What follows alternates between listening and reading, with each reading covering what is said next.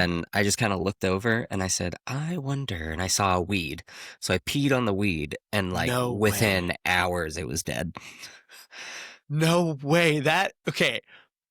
And it's just the radiation of it all, like Yeah, so it's the the chemical? leftover chemo chemicals, yeah, in my body. Oh my Yeah, gosh. I'm a weed killer.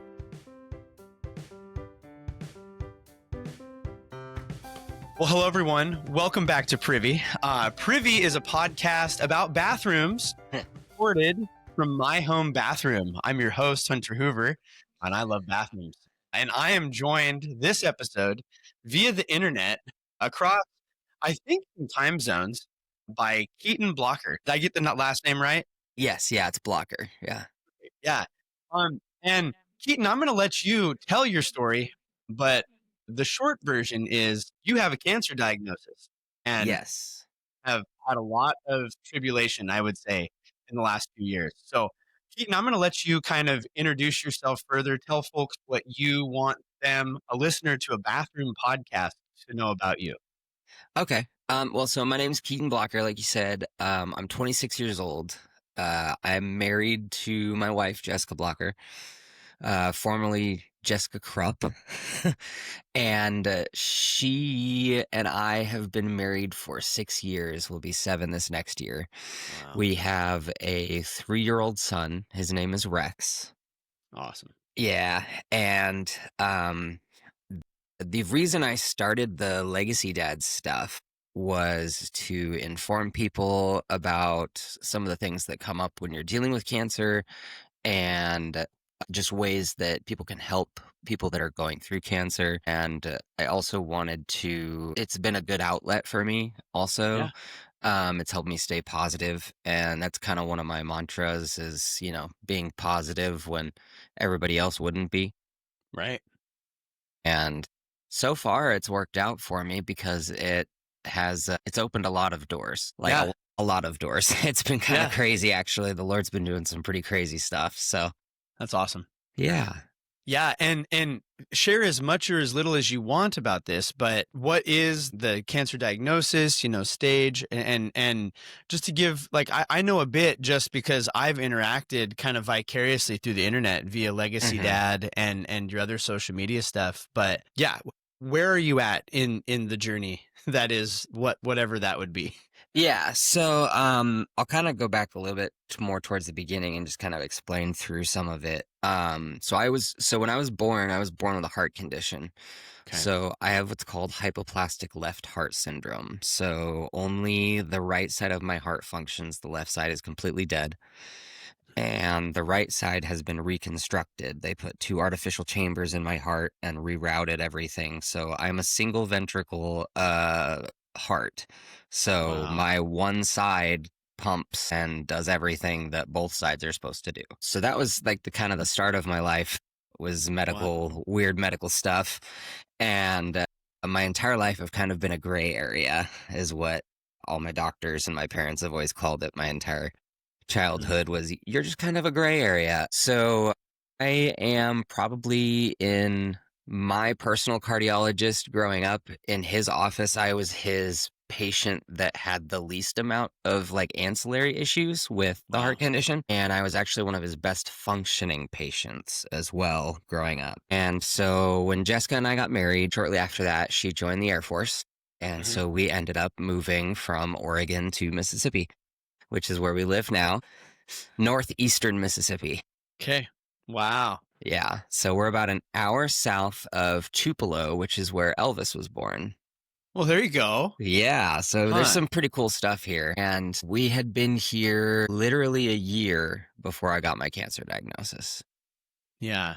So And so to ask a couple questions, like growing up with significant heart defect, like what was that like experientially, like the things that you, like, as you look back, you're like, oh man, like this was different for me versus maybe other kids. What were some of the things that were clear indicators of that? So I couldn't play as long as a kid. I had to take more breaks because I had poor oxygen circulation in my blood because of my heart condition. If I was playing too hard or got too cold too fast, my lips would turn purple. Okay. So that was kind of one of my telltale, like, "Ooh, I'm tired. I need to go sit down." But I was never like, I don't know. I kept up with my friends growing up, but Yeah. like it was extra work for me to keep up, if that makes Right. any sense. Yeah. Um, and I kind of took it on personally to just kind of be like, you know what?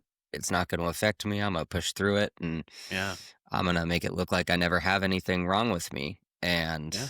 I've been told a lot of times by folks that they were like, well, if I would have seen you just on the street, I would have never known. Right. So, and Right. that's kind of what I go for my goal.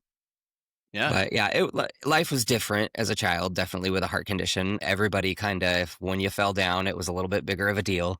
Mhm. Every time I ended up in the doctor's office or the ER or anything like that as a kid or growing up as a teenager, I always had to get an EKG and an Okay. ultrasound and an echocardiogram and just like all these different tests just because of my heart condition. It was Right. like, and I walk through the door and they're like, you need this, and this. Like it was a Man. myriad of testing and blood work and all sorts of stuff every single time I was at the doctor. So Wow.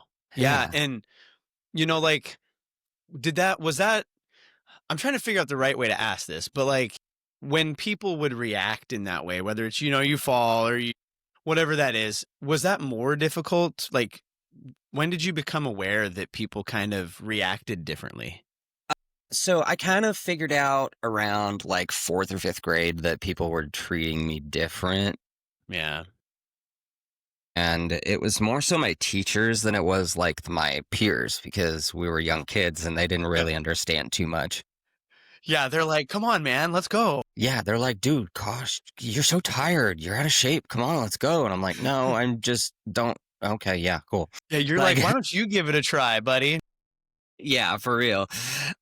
So, but yeah, around fourth or fifth grade is Yeah. kind of when I noticed people starting to, I guess, treat me different. Yeah. But my family, they tried to, as hard as possible, like make it everything normal for me. Hmm. I got to do all the extracurricular activities I wanted, besides Yeah. football. I was never allowed to play football, which may have been a good thing just because Yeah. tackle sports are a lot harder on your body. So, Yeah. but I did all the things. I played baseball, soccer, basketball. I was a fencer, actually. I did fencing Okay. in end of middle school all the way through high school. I did it for about 6 years. Did you do that as part of the school? Like, did the school have that as an activity for you to do, or? No, so I did it Okay. privately. Okay. My instructor was actually a guy who had taught a few of the Olympians for Oh, Team wow. USA that did fencing. Yeah. So, Holy cow. yeah, he was really good at fencing. So, Yeah. yeah, I did that and I didn't like compete or anything really too much with it, but that kind of stopped around who I'd say sophomore year of high school Mm. because I had joined choir in high school and that took up a majority of my time. As a freshman, I got into the chamber choir, which you had to try out for. And Yeah. then as a sophomore, is, it was very rare at the time for a sophomore to get into the a cappella group, but I got into the a cappella program as well. Yeah.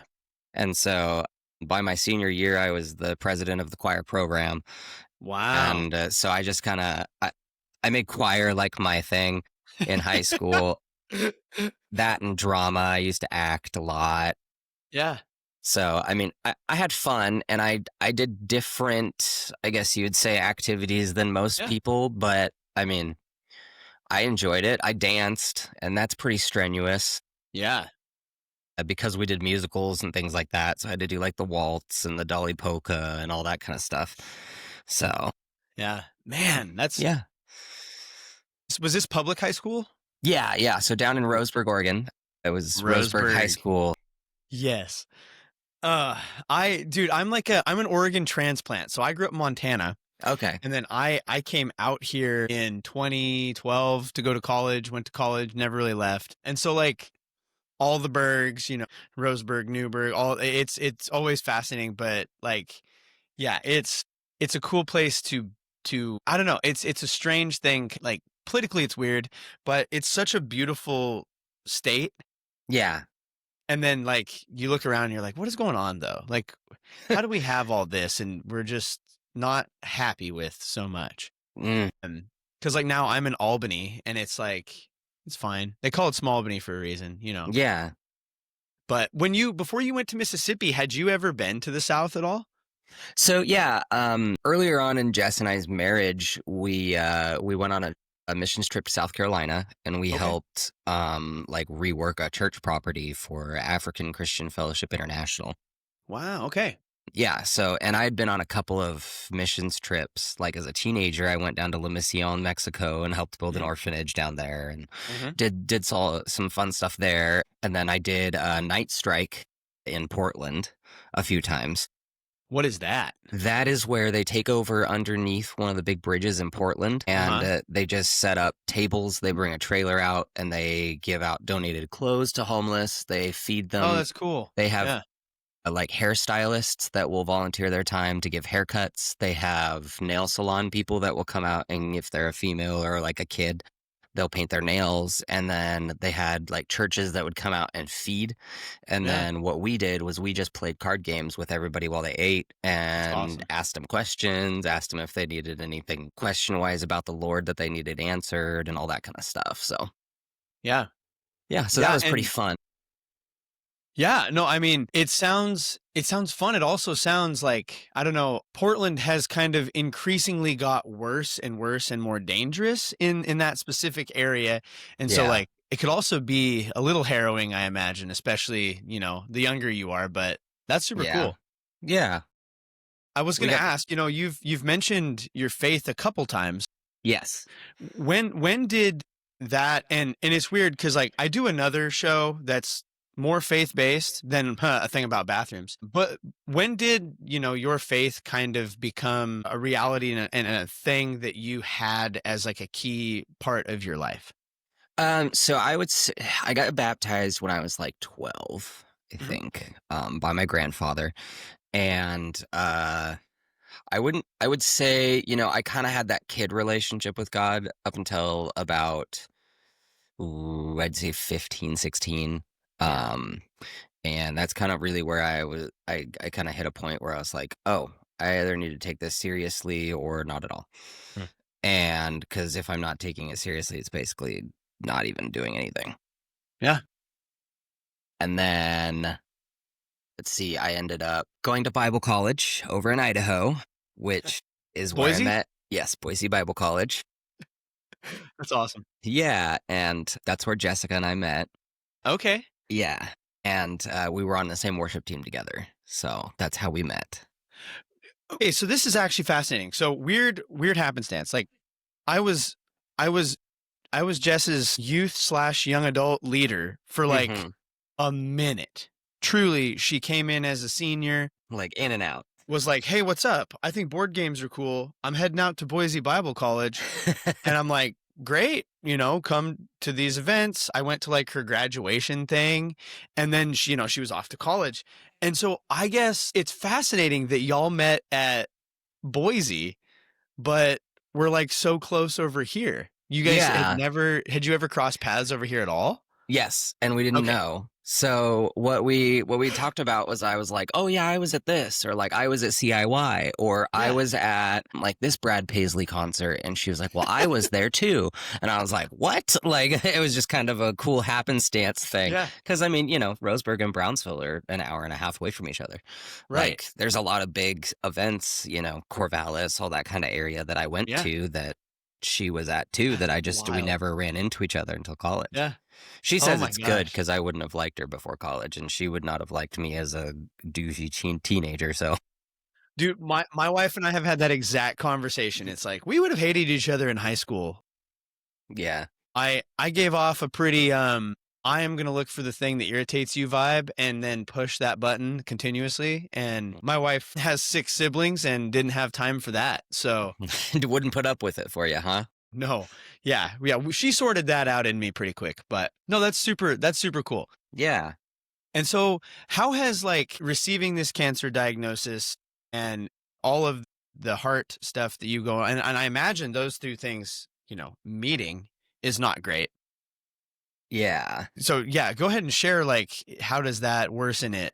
So, well, I'll kind of talk about the things that I started to notice before I got diagnosed. Yes. Yeah. because that to me is something that's super important. So I woke up one morning and like there, this spot where like your leg bends into your hip, Yeah. kind of like Yeah. by your thighs, that was swollen. And I was like, this is weird. I wonder what's going on. And so, my son was about to be born in like 2 months, and I was like, I don't need to go to the doctor. I'm fine. I'm not feeling sick. It's just swollen. Maybe it's just fat. Maybe I'm getting fat. Like, I was like, I'm heavier than I've ever been. I put on sympathy weight when Jess was pregnant, and Yeah. I was like, yeah, okay, maybe I'm just getting bigger, and that's where the fat's gonna come out right there. I don't know. Maybe I have a weird spot. And so I went on for a couple months like that where I was like, okay, this swelling's not going away. And I was like, but then again, I could be getting fat, so maybe it's just me. And then we ended up, there was one night where I was driving after our son Rex was born. We were on our way home from grocery shopping, and I looked at my wife and I said, I haven't felt good all day. And she's like, what do you mean? And I was like, I don't know. I feel like I'm running a fever. It was like I'd go outside, stand in the sun, then it'd get too hot, then I'd go inside. And then as soon as I walked inside, I was too cold. So I'd go back outside. And I was like, I don't know. I just don't feel good. And she's like, oh, that's weird. And then I was like, 30 seconds went by and I said, I need to pull over. I'm going to pass out. You need to drive.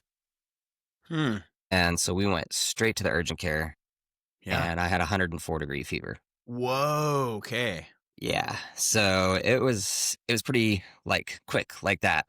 And previously, so for the last few months before that, I had been coughing a lot. We actually came back to visit with our 2-month-old son in February.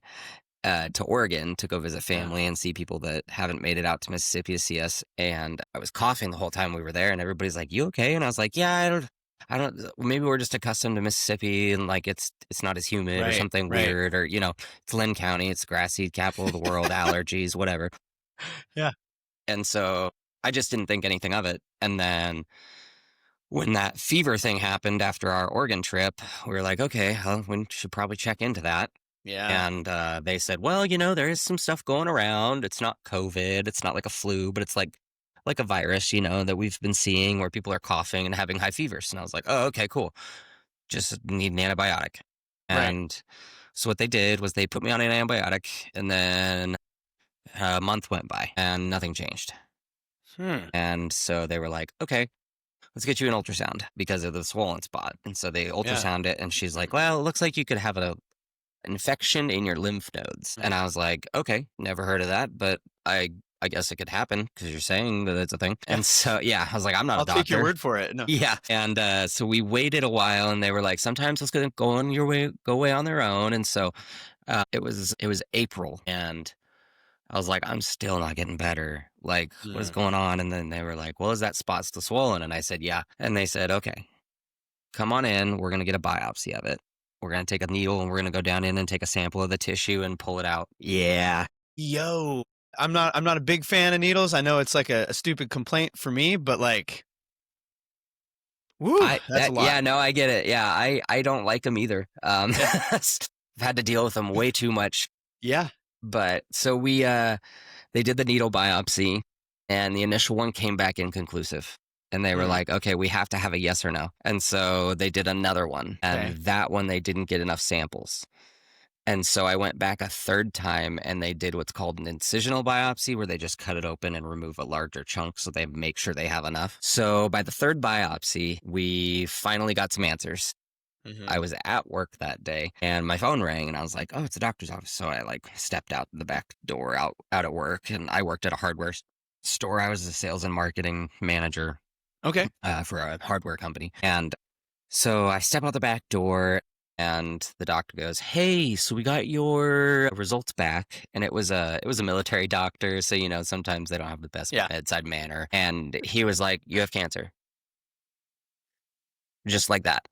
Like that was it. And I was like, just really dropped it. What do you mean? And he was like, well, so we think you have non-Hodgkin's lymphoma. And he was like, but the way yours presents, it could be classical Hodgkin's. And he was like, the difference between those two is non-Hodgkin's is not aggressive. Hodgkin's is the most aggressive out of that family. Yeah. And so we did another biopsy to narrow it down, and it was classical Hodgkin's lymphoma stage 3. Man. They said when they found it based on the size after I did my PET scan to show like where all the cancer was, they said, you probably had this for a year Whoa. and you just didn't know. And I was like, how does that even happen? Like, I just didn't know anything Right. about cancer. I knew my aunt had breast cancer. Like, that was about as Right. far as my knowledge had gone with cancer. And so my first phone call after that was Jess, my wife. I called her and I said, hey, I'm going to come home. You and I need to talk. I got a call back from the doctor. And I was like, they said it's cancerous, but I want to talk to you. And so, she rushed home. I rushed home. My boss was like, yeah, just take the day. Yeah. He was like, don't come back. You're good. Yeah. And I was like, well, thank you. So I went back home and we talked about it. And it just kind of felt like our life just kind of blew up right there. Yeah. Like in the matter of minutes, it was like, okay, what's Wow. our next move? And one of the crazy things that nobody really talks about with cancer is all of the waiting Mm. that you have to do. So I got my diagnosis and then it was a whole month before I started any treatments. Wow. Oh Yeah, my gosh. so yeah, you have to it's a long process. And so I did the first round of chemo that I did was every other week, and I did that for a little over a year. Wow. And those infusions were about 8 hours long. I'd get there in the morning when the place would Wow. open, and I was usually the last person to leave, other Oh than the my nurses. goodness. Yeah, and so that kind of leads into your question about the complexity that the heart condition and the cancer add to each other. Yeah. So because of the heart condition, ever since the beginning, all of the different doctors have been scared to Mm. do something because they don't know what they can do, if that makes Right. sense. Right. Because they don't know. They're like, well, if you have a normal heart, we know how much tolerance you'll have for this medication that's toxic to your heart. But with you, we have no idea. So we Mm. skirted around that option as much as we could. We tried, just the side medications that came with the red one. They call it the Red Devil. Mm. And so we did a year of that, and then it went away. And we were excited. I rang the bell. I got a certificate for finishing chemo. We thought I was cancer free. It was over. 45 days later, it came back. Wow. And Okay. so they said because I wasn't in remission for more than 3 months, they don't consider it full remission. So it came back and they said, okay, well, now we're not 100% sure what to do, but what we're going to do is we're going to do the lowest dose at the slowest speed of the red medication. Yeah. Wow. And I lost all my hair, went bald, had no facial hair, all my chest hair fell out, like everything. Wow. Eyebrows were gone, like everything just left. Yeah. And so we went from that to, okay, it's getting smaller, but we're not sure what we're going to do to get it to go away for cure. Because at that point, they were shooting for cure. Mm-hmm. And so I went to MD Anderson over in Houston, Texas, and they took all my case. The head of the lymphoma department took all my case Wow. and said, I'm going to talk to some colleagues of mine and we'll see what we can figure out. And then about, I'd say 2 or 3 weeks after that trip to Texas and back, he calls me. He goes, so I hate to call you a case because you're my patient. And he goes, but you're the first case recorded in history of these two together. That's crazy. He was like, I talked to all my colleagues. We tried to reference everything we could. We tried keyword searching, all of the everything on medical journals, everything. He was like, we can't find anything about how to deal with this, with your heart condition and this cancer. And so he goes, everything that we do is going to just be throwing spaghetti at the wall and seeing if it sticks. Because he was like, obviously we Wow. don't want to hurt you, but we also don't want the cancer to be what is the end.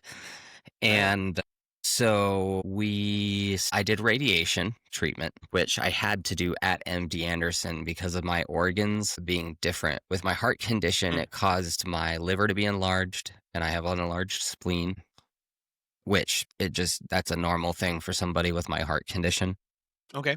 And so, but that makes shooting radiation beams into your body a little harder when things are bigger than they're supposed to be. Yeah.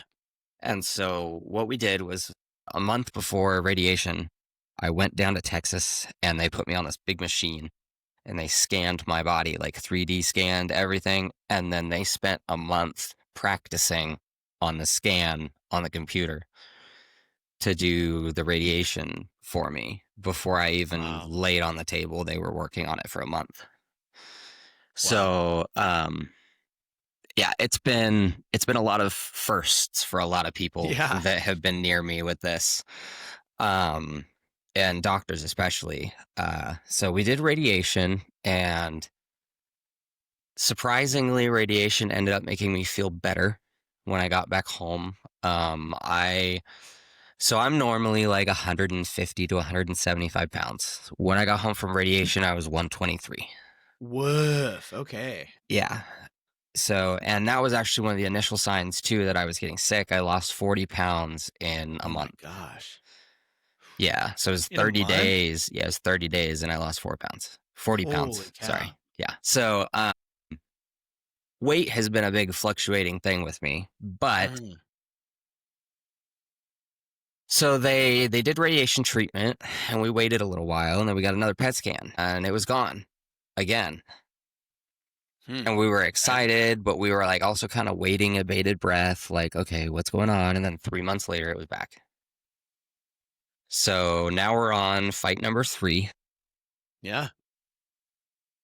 And in July, they said, hey, we've kind of run out of options as far as what we can keep trying. And so they said, we're going to put you on what we like to call a palliative chemo or a maintenance chemo. And they said, realistically, probably about 2 to 5 years. They said, if everything goes well and you respond to treatment and the tumors shrink and things go great, they said we could see 10, maybe 15. But so Yeah. that's kind of where we're at currently.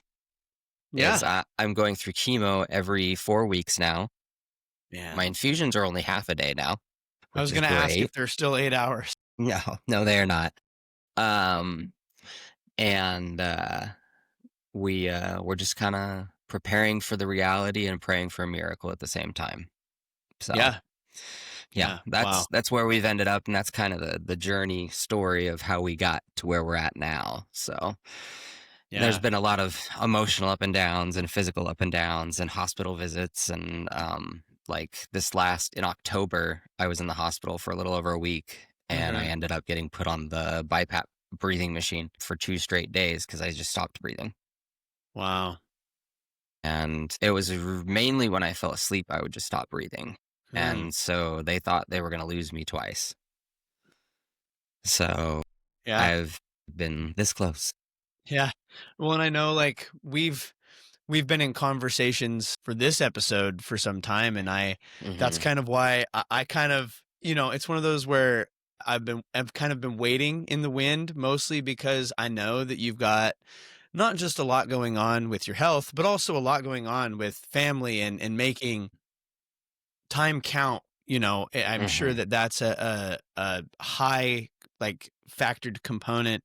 And then also, seeing these updates from Jess and others about your hospital trip in October, it's just like I'm sitting here going, you know what? I'm hunkering down and praying. Like Mm. that's we're not worried about scheduling. That's why when you sent me that, I'm like, I'm going. If he's going, I'm going. So Yeah. dude, thank you for sharing all of that. I know that's probably heavy. Yeah. I know you've shared it probably a few times now, but does it get more or less easy to share every time you do?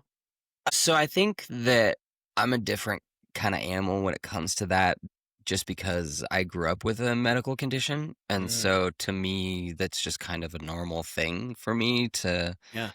have a lot of information about. And when people are curious, I just tell them. Yeah.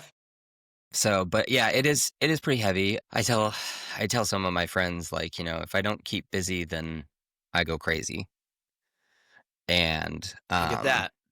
I Yeah. have to, I saw a thing one time that was basically this guy was like, in the morning when I wake up, I pray and I ask God, please get in my head before I do. Yeah. And so I've had to try to kind of take that kind of an attitude towards every day, because Right. if I start off going, oh, what are we gonna do? Then it's like spiral. Yeah. So, Yeah. but yeah. How has your faith played a role throughout the cancer diagnosis and all this treatment and Yeah, so at the beginning, I was really angry. I Yeah. was really confused, and I just was very upset. I was like, like, what did I do? Like, why do I deserve this? Like, Yeah. Yeah. was there something I did that could have prevented this? Was there, I went through all of the things.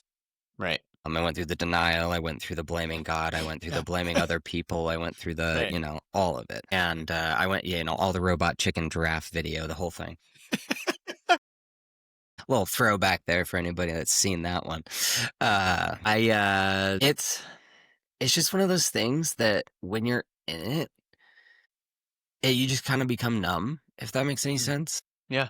There's still some things that, like, if somebody says something the wrong way, sometimes it'll catch me off guard and like hurt my feelings a little bit. But I've had to consistently tell myself, because of my faith, God didn't make people to wake up in the morning and go, I'm going to ruin that guy's day.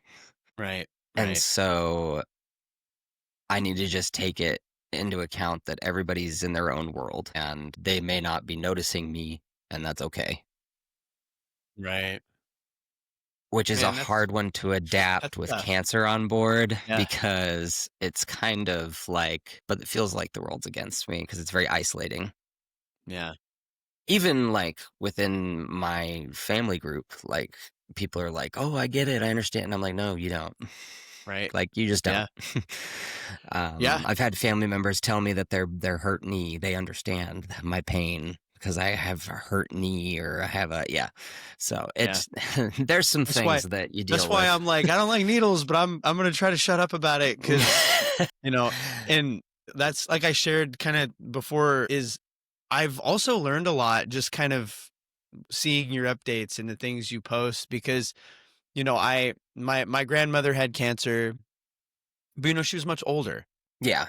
And my uncle right now has cancer and he's also got diabetes and it's like he's also older. And so like a lot of their care was, it's like, well, we're going to see what we can do, but it's so different. And that's why I'm learning like and I was so young with my grandmother that I saw you like going in for a transfusion and I went, I guess I thought that chemo was like the radiation. I didn't really put that together that like chemo was a thing that is pumped into or I Yeah. was like learning. I'm like, okay, this is something else. So Yeah. It's yeah. actually really interesting. So my first chemo treatment I started was just like a regular IV, like when you go to the ER. Yeah. Yeah.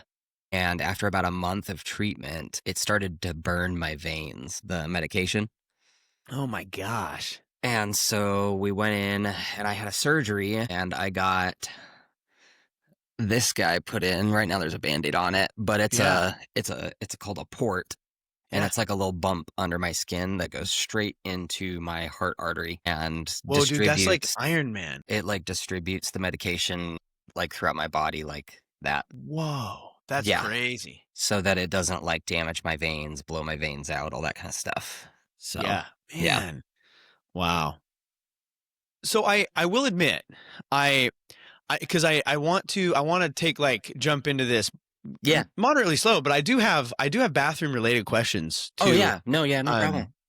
And I don't ask these and listener, if you're hearing this, it's like, for goodness sakes, Hunter, like the man's telling you his story and he's getting ready to jump in with his bathroom. But like I have just too much curiosity of and you're very open and transparent with this, which is one of the things that stood out. And it's like, I gotta like, have you noticed any bathroom change, whether it's, through any part of this journey, whether it's the heart stuff growing up? I mean, like what's the bathroom sitch like on chemo, Yeah.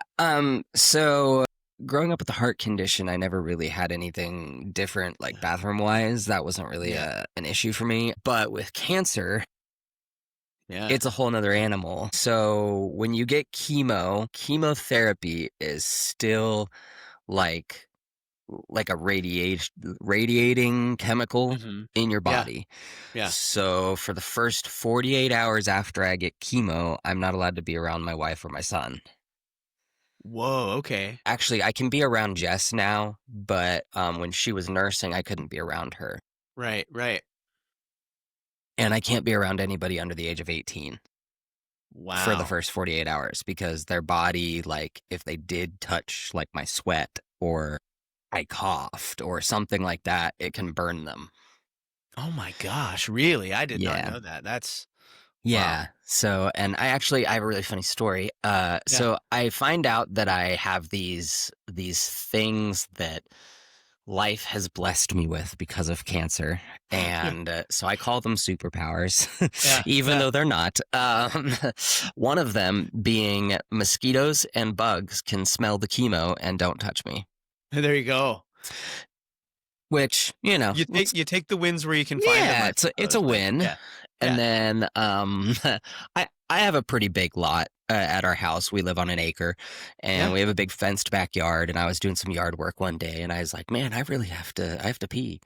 Yeah. And I just kind of looked over, and I said, "I wonder." And I saw a weed, so I peed on the weed, and like No way. within hours, it was dead. No way. That okay. And it's just the radiation of it all, like But yeah, so it's the the chemical? leftover chemo chemicals, yeah, in my body. Oh my Yeah, gosh. I'm a weed killer. I was gonna say, dude, you're being weed killer. That's wild. Yeah, so the superpowers, right? Dude, man, I not like bottle. This is weird, but like I wouldn't make a show about bathrooms without being. But like, dude, you could bottle this and sell like quote unquote organic. I don't know if that's still technically true, but like Yeah, organic weed killer. It's like, hey guys, don't homebrewed. ask what it is. Yeah, it's home brewed. It okay. I got a bajillion now. But is the pee a different color? Yeah, it's darker. Okay. It's Okay. always darker. Even if I'm hydrated, it's darker. Man. Yeah. Okay. Wow, dude. Hmm. That's crazy. Yeah. Did you tell Jess about that? Oh, yeah. She was like, "That's funny," and I was like, "Yeah, it is really funny, actually." So, because I was like, I was just curious, and so I did, and that's Yeah. what happened was it died. So, yeah. Now you got to be careful though, because if you ever tried to like just pee on a spot that you didn't want dead, it's gonna be like, gosh darn it. Mhm. Yeah. I gotta I've keep it in the back bungled of the my lawn. head now. Yeah, I've bungled the lawn. No. Yeah. Man. So okay, was there any other sort of, bathroom peculiarities? Like, does it give you like not to be crass, but like does it give you diarrhea? Oh, it gives you all the things. It gives you diarrhea, constipation, stomach pain. It gives you, sometimes you can get incontinence because of it. Okay. Yep. Sometimes you can get so backed up that like just nothing will come out, all that kind of stuff. And it just depends on what chemo you're doing because there's thousands Right. of them. Right. So mine, the main thing is diarrhea, and then the other one is constipation on that side effect list. So they're like, you could either be stopped up or you could just be losing everything. Yeah. It's just Yeah. kind of And Oh, what a joy to balance. yeah, and one of the things that chemo does is it also like harms your other organs in your body Right. to a Right. certain extent because it is poison. I try to use my best radio announcer voice when people are like, "What are you doing tomorrow?" I'm like, "I'm going on in to get my regularly scheduled dose of poison." Like, you just try to be as jokester about it as I can. Oh But gosh. so one of the other changes with the bathroom that comes with chemo Yeah. is during that quarantine period, I have to flush twice. So if I use the Okay. restroom, either one, if I use number two, number one, if I flush it once, there's still a possibility. They said that testing has shown them there's a possibility of the radiation just sticking within the bowl. Whoa. And so you flush again to like pull everything out of the bowl so that the next Man. person that sits down isn't like sitting over top of all these radiating chemicals. That's So, wild. yeah, basically Iron Man, and I fell into a vat. Yeah. Yeah.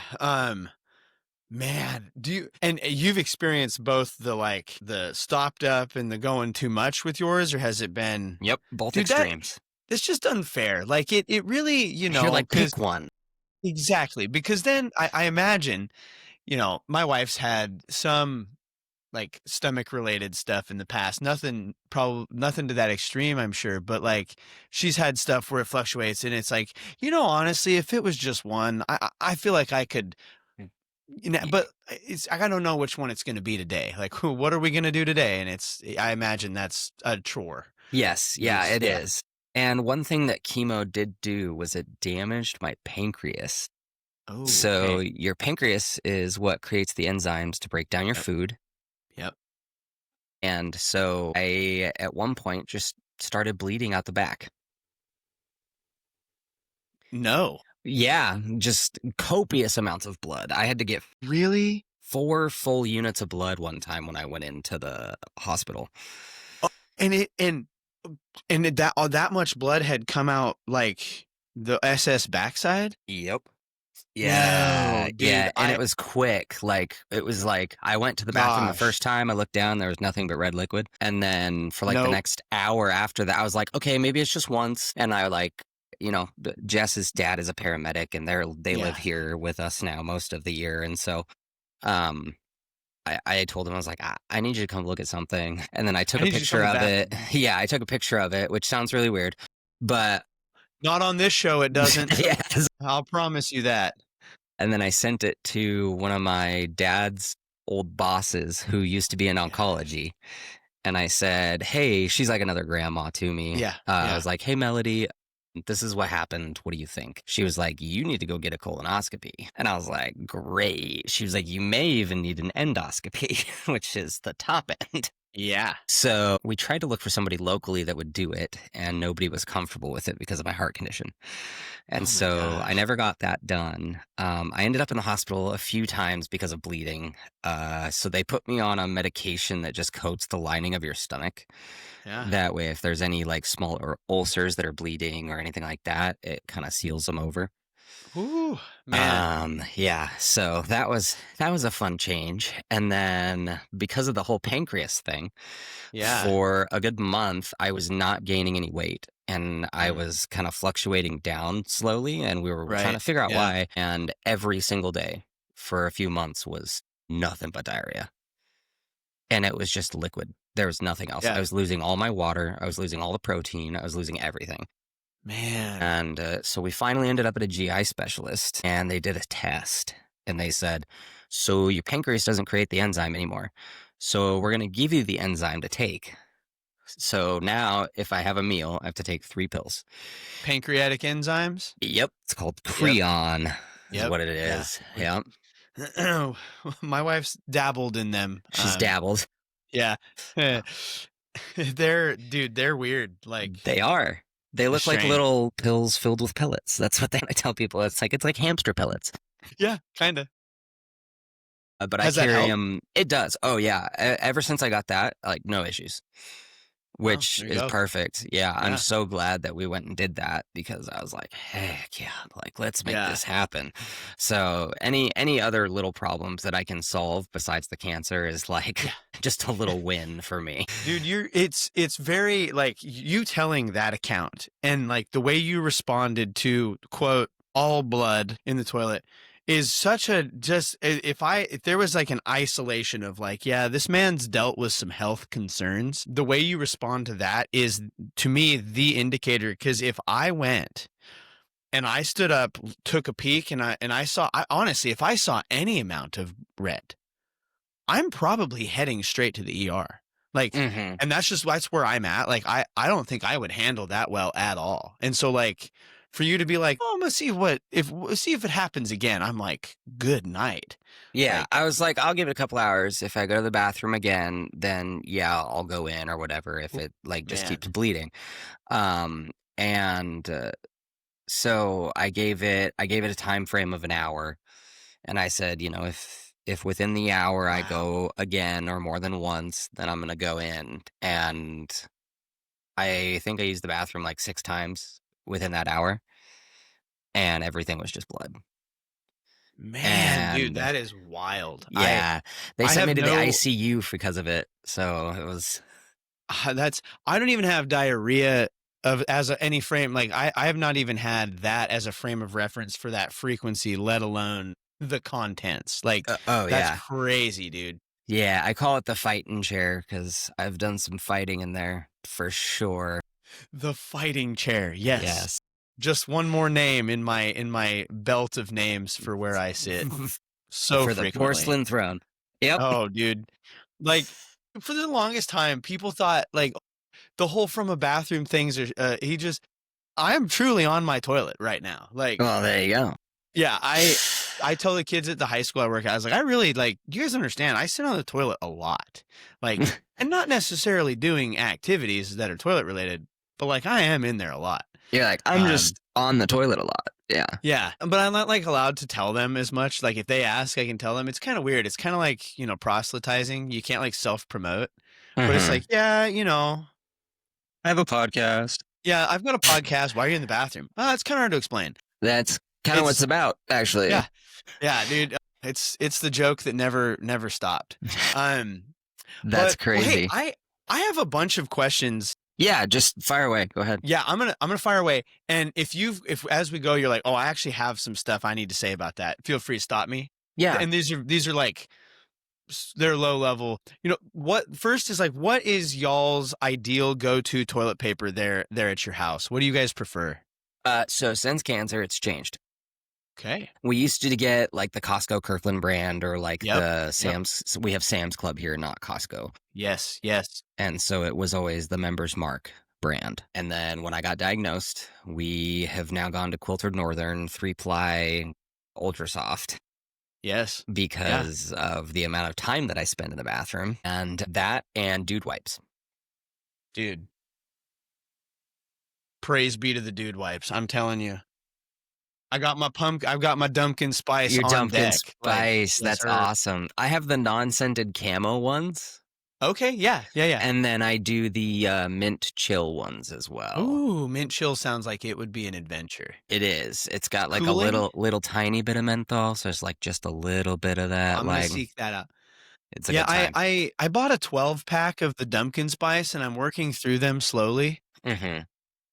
So that might be that mint chill. That's gonna be, I think, a future purchase for sure. Mm-hmm.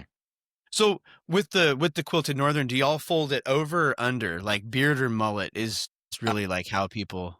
It's definitely a beard. Okay. Yeah. Is that one of those where you're like, this is the right way, or is it just like, you know, it's how it happens? So the way I was always taught how to replace the toilet paper in a bathroom growing up, because when we were getting taught how to do chores, we were told that toilet paper that doesn't touch the ground is always better. Yes. So if you do mullet style, it has more of a chance of slowly over time just falling to the ground and then being dirty, and you can get sick from that. And so I've always just done it the other way because there's less likelihood of it falling down and over. Even if it does fall down, it still has to like keep unrolling itself to do that. So yeah, it's got a lot more to overcome to get to that point. Yeah, it's pretty hard. So okay. Yeah. Is Jess in agreement on that? I know like sometimes couples, they're like, no, this is the point of contention. Yeah, no, she agrees. When we got married, it was kind of like we did it the same way, and it was like, oh, cool, that's not a fight, sweet. Yeah, or like we don't that's have to set the ground rules. Yeah. Yeah. So that was good from the beginning on that one. That was pretty good. But and so it's really funny because growing up, my dad, I like to call him what I call a gravity pooper. So he doesn't push; he just lets gravity do the work for him. Okay. And so if he has to go to the bathroom, we called it camping. Yeah. Oh, he's in there for a minute or two. Like an hour or two sometimes. Like he'd be in there looking at a hunting magazine. Like that was what he was doing. Dad, why you got all this literature next to the bathroom? What's all this literature? If only you knew. Yeah. And then my grandfather got me a joke book that was bathroom jokes. Yeah. That I always had on our toilet in the kids' bathroom growing up. And so that was fun. But yeah, my entire family on my dad's side, they always take forever to go to the restroom. I don't know what it is. Like, I don't know what it is. Just let gravity do it. It must be. Yeah, that some people like to get on with their lives and some people are psychopaths. So, or they just have way too much time on their Yeah, hands. just wait it out. Like I don't know. I start to get worried about myself and my family if I'm like, I mean, I have been in here for 10, 15 minutes. I wonder if they think I'm okay. And You're I like, what haven't do they heard think is going on in and here? and they haven't checked on me at all. Like maybe they're not okay. Like, Yeah. huh, okay, dude, gravity. That's. Do you prefer bar soap or liquid soap? For like hand washing I leave that up to or the showering. guest. Yeah, see, I leave that up to the guest for their response. So for showers, I use Duke Cannon. Let's go. For washing my hands, whatever my wife bought at Bath and Body Works. Dude, I think we're strangely synced up on this Yeah. because like just the dude wipes, the Duke Cannon, the like whatever. Yeah, summer citrus, whatever's in that. Like truly Yeah. the Costco pumper. Okay. Have you ever been a liquid soap in the shower guy? So I mean, for like shampoo and conditioner and stuff Yeah, like that. But right now, I actually use Duke Cannon's shampoo puck that they have. Oh yeah. That's Yep, like yep. a little rub on, and then you just Yeah. But for a while, I was just like, yeah, whatever my wife has in the shower, that's what I use. So Yeah. yeah. That's one of Did the you ever benefits of being married is you don't really have to worry about buying hair products because they're That's just right. around. Yeah, and I don't know, like sometimes they test them like, I'm not really a fan of this shampoo. And I was like, I know who will be because it's already been paid for. It's me. Yeah, I'll do it. Yeah. Yeah, I don't We know. have What is it? 12 in one. What's this one? It only does one thing. It makes your hair smooth. Like Yeah, my it's conditioner like- can cook oil. Yeah. Oh my gosh. It removes the paint on the edge of the shower. No. Yeah. They used it to take shells off of ships back in 1843. And that recipe has just continued on and on. Have you ever carved like Jess or anybody else in your life a message in the bar soap?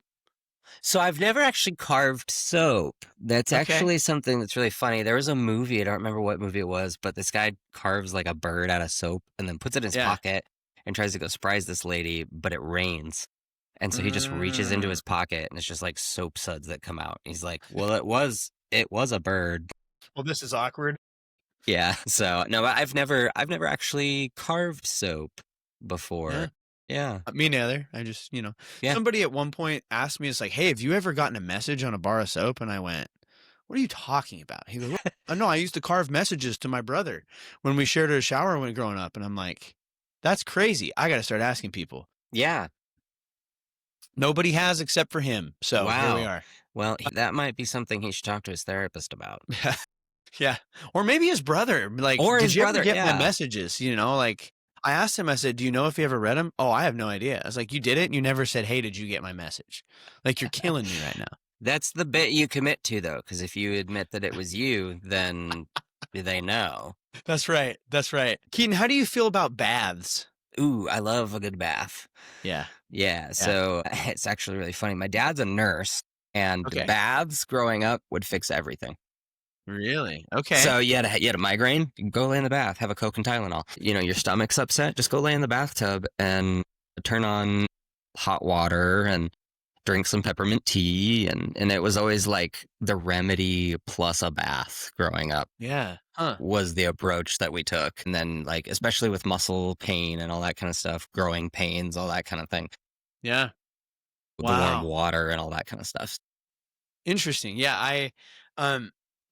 I want to be a bath guy, but I'm not there. You're not there. I get in my own head about it. Like, is it human soup? And what am I if it is? And it almost gets existential to me and in a way that is not helpful. But yeah, my wife's big on baths and she's like, just try it. It's nice. I'm like, yeah. Do you like hot tubs? No, I don't. Okay, so it's like, I'm weird it's just about, like hot bodies of water. You just don't like sitting in them. I'm even weird about pools. Like, okay. Like, give me a lake, give me a stream, even the ocean, like, no problem. I'll get up in that. It's like something about the fact that like it's nature and it's already gross or it's moving. But man, like my kids love the pool. So it's like, well, we're going in and I've got to get past this, but it's just weird. I'm like, crypto, do you get all sorts of weird bacteria? Like nobody ever gets everything fully clean. Yeah. Um, we'll just leave that there. Okay. Do you have any bathroom pet peeves, like things that either, often it's the spouse, but sometimes, growing up, whether you have siblings or whatever, do you have anything that people do that just drives you up a wall in the bathroom? I have two things. Perfect. I have PTSD from my childhood because I was in charge of cleaning my brother and I's bathroom. That was one of my Okay. chores. And my little brother, I kid you not, would spit loogies into the sink and just leave it there. And so it would dry It gets at the bottom crusty of and the sink. weird. Yeah, it was Yeah. gross.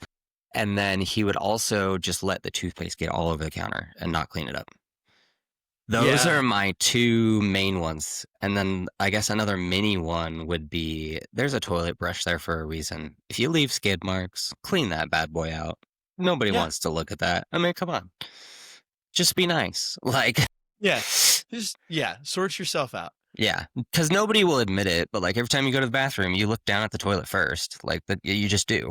Yeah, I do. I mean, I've said so many things about my bathroom situation on this show in the last 6 years that it's like people could probably make a graph of my like movements. Like, I track them. They could track your schedule at this point. Yeah. Well, they can track my location because I've got an app where I can I log every time I go poo and where I was at to do it. And so truly, like, people know that 2.5 hours ago, I was at Fred Meyer. Yeah. He's like, what's he doing? Oh, I see. I see now. Yeah, the Albany Fred Meyer's is a good poop spot. I will give you that. It is when your wife goes, "Hey, we need limes. You think you could stop and get some limes?" And I'm like, really trying to get home to like get set up, but yeah, I'll get some limes. And then I walk through the door and I go, "Well, glad this hit for the afternoon. Right. I'm not going to make it home for that." You're like, I will see you in 3 days, honey. I'm going to be in the bathroom. Yeah. Yeah. Do you have a restaurant or an eating establishment that messes you up the worst as far as the bathroom? So because of cancer and everything, a lot of foods do mess me up. Yeah. I do actually have a recent story. So being down here in Mississippi, I have some friends from Louisiana, and they down there, them Cajun folks. Yeah. They eat some different food. That is for sure. Spicy. I don't know if you've ever tried boudin. Mm-mm. It's like a rice sausage with chicken liver and all sorts of different stuff in it. It's actually really good. Okay. Chicken liver's given me pause, but yeah, so it's actually really good. You can't taste it. Like, it just tastes like a good sausage. Like, that's what it tastes like, but it's got a different consistency because it's got rice in it. Right. Huh. And apparently that Cajun delicacy destroys me. Oh my gosh. Yeah, Of course, it's the stuff a full that's good. week. A full week of diarrhea from that one. So, and that was even with taking my Creon pills. Yeah. So, and one of the Yeah. things, if you go into our bathroom, it's really funny. We have all these bins and they're labeled. So like one Yeah. says pain, one says as needed, one says daily. And then there's an entire one up in the corner that just says tummy. And it's The tummy everything. bin. Yeah, it's everything from stool softeners to Lamodal, which is a heavy-duty anti-diarrheal. And then we've got like Miralax up there. We've got the classics. And like and it deals with like nausea stuff too, but like it's more like everything that has to do with your stomach that's in that box. And so, you got your Pepto, you got all your different things for your ailments of the stomach and digestive system. So we are very well stocked in bathroom support meds. The tummy bin that might be the move. And honestly, it is.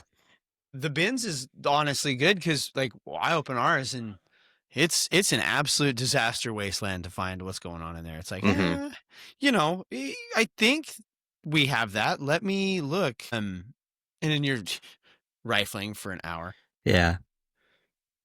Have you ever, okay. So a couple questions related to the shower.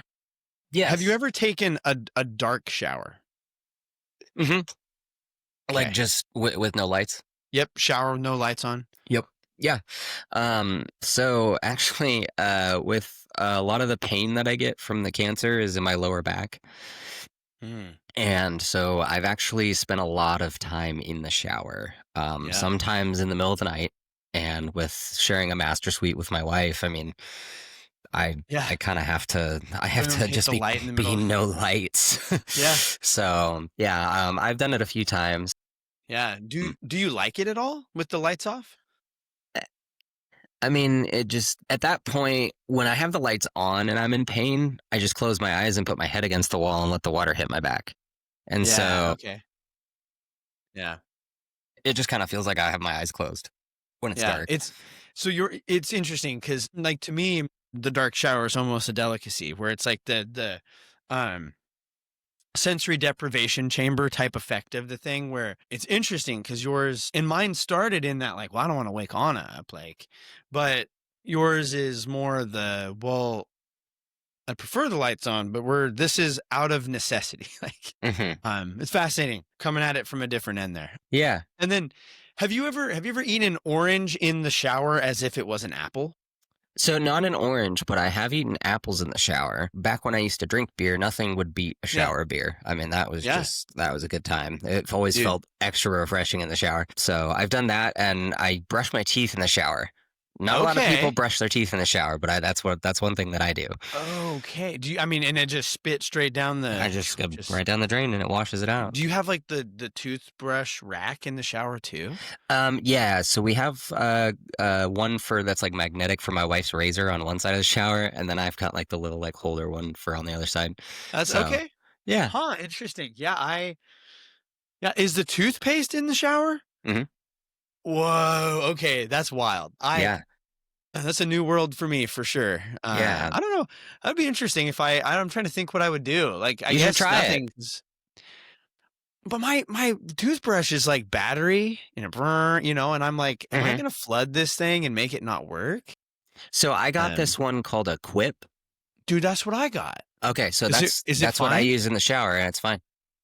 Huh. Well, I might have to give it a shot then, because Hmm. yeah, we've got the whole Quip, hook it up to the phone. We did that to track the kids. It's like, are See you if they're doing it actually right? brushing their Yeah, teeth. Yeah. I know I've done the Quip one in the shower because it's like a lot of silicone everywhere. It's yeah, not like yeah. there's not really a lot of electronic parts. The That's bottom is true. where you Yeah. charge it. And so as Yep. long as you go to charge it and you just kind of wipe it off beforehand, you shouldn't have Oh, any you got issues. a recharge job. I need to update. My Quip is old school. Like it's got the AAA battery that they send me in the mail every month. Oh, wow. Or every 3 months, I guess. Yeah. That's cool. It still works though. Like whatever Yeah. they've got built into that, it's doing well. Huh. Not a sponsor, but like Quip, Hey, Quip, good job. hear me out. And then the question that has kind of become the question that people are like, are you going to ask them? Is Keyton, have you ever performed a waffle stomp? I don't actually. Oh, yes. Yeah. Mm-hmm. Mm-hmm. Yes, I Okay. have. I was gonna say, I'm happy to explain the waffle stomp. I do have to explain it probably 75% of the time. I And can, we'll explain it. it Yeah. took me a second, but Yeah. I understand what you're saying. And yes, Yeah. I have. Yeah? Yeah. How long ago was that waffle stomp? Those are like early teenage years. Yeah. Yeah. What? It was kind of like out of necessity at one point. Yeah. It always is. Except Yeah. for the one time that I did it out of experimentation. Just to see. Well, I had never done one. And I was like, well, I got to do it. Like, I can't Yeah. keep asking people if they do it and never And have then done it. have never tried it. Yeah. Yeah. So I full sent it, and my wife was a little upset because it was in our apartment, and I'm like, listen, it's research. Was she in the shower though too? Because I would be No, upset. no. Yeah. Oh, okay, No, yeah. she was not. Oh, well, there you go. Yeah. I was solo missioning it on that one. Okay. Well, good. At least you didn't like hit others. Dude, listen, you've been very tame as far as like what people, because I had a dude, he's like, yeah, I mean, I just like pee on her. I'm like, stop. Just stop. He's like, it's what? getting washed off anyway. He's like, we're married. Yeah, And I'm yeah. like, hey, it's still weird to me. It is. Yeah. Yeah. You're like, it's did like, she get hey, stung by a jellyfish? No. Why do you need to pee on her? they're practicing for it. No. Yeah. Uh, Getting my okay, so- accuracy down. yeah. So you have done the stomp. I'm glad that, I don't get many. Most people, I'm probably saying like probably 10% of folks that have been on this show have been like, yeah, oh yeah. So that's cool. Boosting Yeah. those stats. Yeah. So I have a question for you then. Yeah. Have you ever had to find an emergency pair of pants like in a store? Like if you were sick The or you had like a bad yeah, stomach issue the and closest I've ever got, and it wasn't necessarily pants, but I I did a risky fart when I was in college and I was mentoring and I was on my way home and coming down. I don't know if you know Salem, but Lancaster's a big main road down Salem. Mhm. And I pretty much had to go from one end of that to the other. And I'm like hitting every light, hitting every light. And my tummy's kind of I got the bubble guts going. And I kind of tried to sneak and I should not have because I did poo a little bit. And it was one of those where it's like, I'm definitely going to make it home, but I'm just uncomfortable in my car now. And I'm already late for dinner. So I pulled into a Walmart and grabbed a 3-pack of Hanes and then ran in the bathroom, swapped them. But it didn't go through onto the pants. That was my big worry was oh gosh, it's going to seep through and get onto the pants. And then I'm going to have to walk through the apartment complex and whatever. And I'm like, no, I'm just going to run in and change. So I've had to do that, but never a full pair of pants. Yeah, so I had to buy a pair of pants at TJ Maxx one time. Wait. So Yeah. again, was this post cancer and Yeah. treatment? Okay. Well, Yeah, and it was. you get a lot of grace and understanding, I think, based on the stories that have been told thus far. No one I don't think is going to knock you on it, but what an absolute gem of an expenditure to explain to your wife though, I bet, huh? Oh yeah, and then I have this card that I keep in my wallet. It says the cancer card. This card entitles the holder to get out of anything because they have cancer, and that's enough to deal with. And so, Just if like the guy anybody at ever gave me Walmart, you're the crap for guy. Yeah. pooping my pants in TJ Maxx, I'd have been like, "There Yeah, you here you go. go. Here's my card." Dude, that man and TJ Maxx, what a pull. It was not a bad bathroom for it though. They're pretty clean. Yeah, Yeah, really? Okay, yeah, dude, I will tell you this: the Walmart bathroom is not. yeah. It is not known for being much other than dirty and loud as people are screaming to get things out and listen to TikTok on their phone while they Like every time I go to blast, Walmart, full yeah, blast. I'm like, even if you go in to pee, there's always somebody in there on their phone. It's like, dude, put your AirPod in or just wait till you're done. I don't know. That's probably one of my pet peeves. You mentioned some shower drank. Do you do any other bathroom snack? You ever have a toilet snack or anything? So yeah, I don't know how comfortable you guys are with this, but I've worked myself off of painkillers as far as my pain, and so I use Yeah, THC for yeah, pain management. yeah, So sometimes I'll take a shower and I'll have a seltzer, yeah. and that gets me, hungry. Oh yeah. And I've eaten a full bowl of cereal on the toilet before.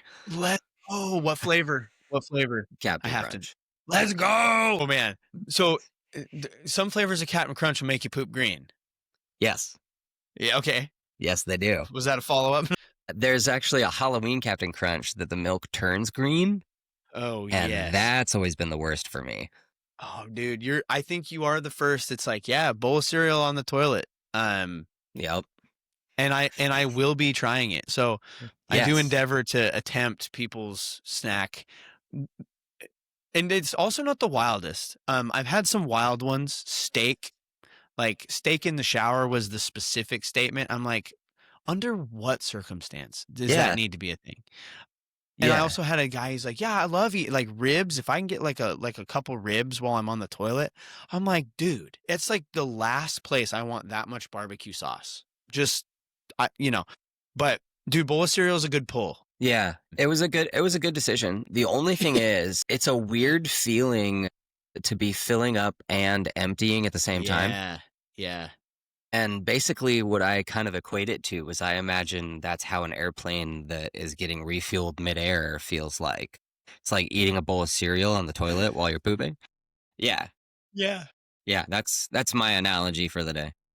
That's perfect. That's awesome. And then so to kind of bring all of this ridiculous questioning Yeah. and move towards a close here. Yeah. I always ask people to share bathroom wisdom with folks as an end, but I'm not going to have that be the end. But do you have any bathroom wisdom to share with people?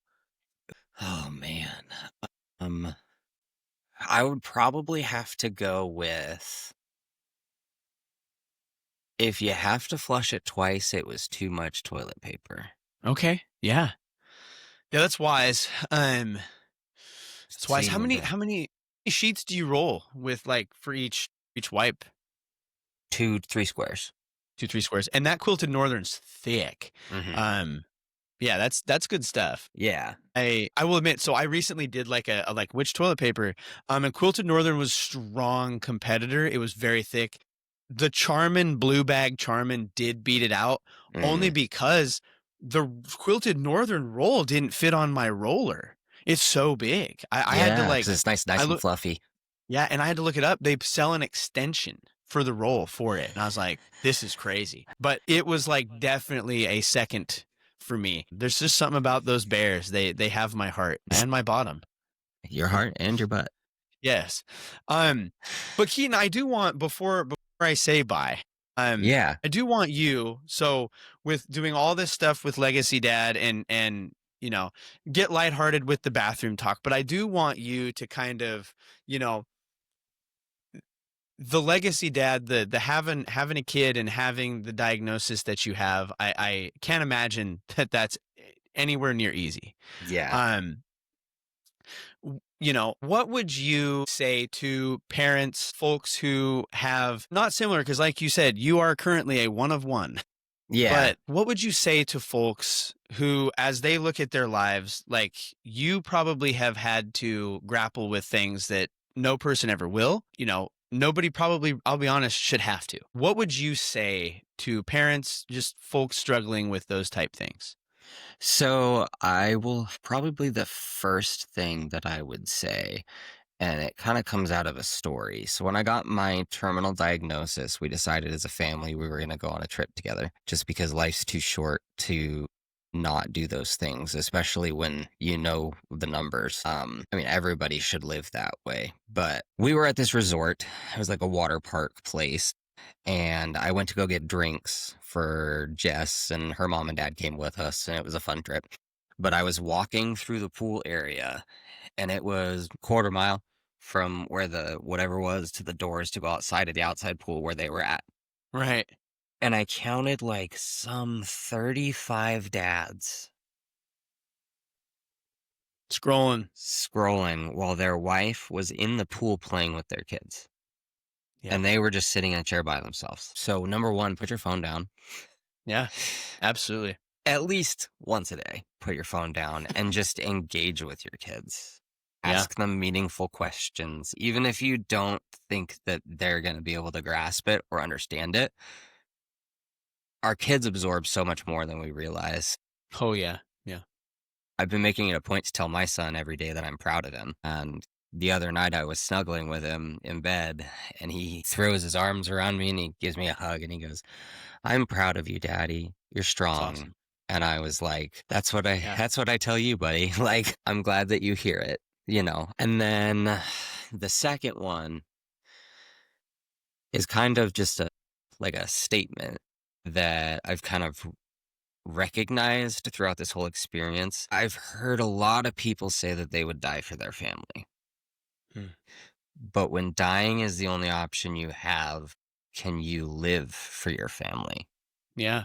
So I find that people have a more difficult time living for their family than they do sacrificing their life in that sense. And what Yeah. I mean by that is like, you know, if you like to golf, that's great. Have a hobby, but don't let it get in the way of intentional time and things like that. Because there are people out there who are not willing to change their routine to be around their families more, Right. but yet they'll Right. turn around and they'll say, well, you know, if somebody attacked us, I would give my life to save my family. And I'm like, okay, Yeah. You give your life, but not your weekend. You yeah, know? you'd give your life, but you're not willing to change your life for Right. them. And a big part of that is my faith. I mean, I think Yeah. that, you know, we can always be better. We can always be changing. We can always be doing something different. And one thing that this whole experience has taught me is what love really means. Mm. Yeah. I got a lot closer with my relationship with the Lord since I've had cancer. Him and I are pretty tight now. We talk pretty regularly. And I was doing this Bible study, and I ran into this guy talking about how Paul got up to heaven and looked at people in the eye that he murdered for their beliefs. And they said, "Man, we love you. We are so glad you're here. We prayed for you to be here." Right. And when I first heard that the first time, it broke me because I was like, that's the love he's talking about, and we can't even comprehend that. Right. Right. So I've asked this year specifically that the Lord give me the ability to see people the way he sees them. Right. Yeah. And it means, my time's not more valuable than yours. Yours is just as valuable as mine. And, if somebody cuts me off in traffic, maybe they were in a hurry. Right. They're not out to get me. Like I said earlier, nobody wakes up in the Right. morning and goes, I'm going to ruin Hunter's day. Like, I'm just going to be a jerk to that guy. And if somebody is doing that, you might have a problem.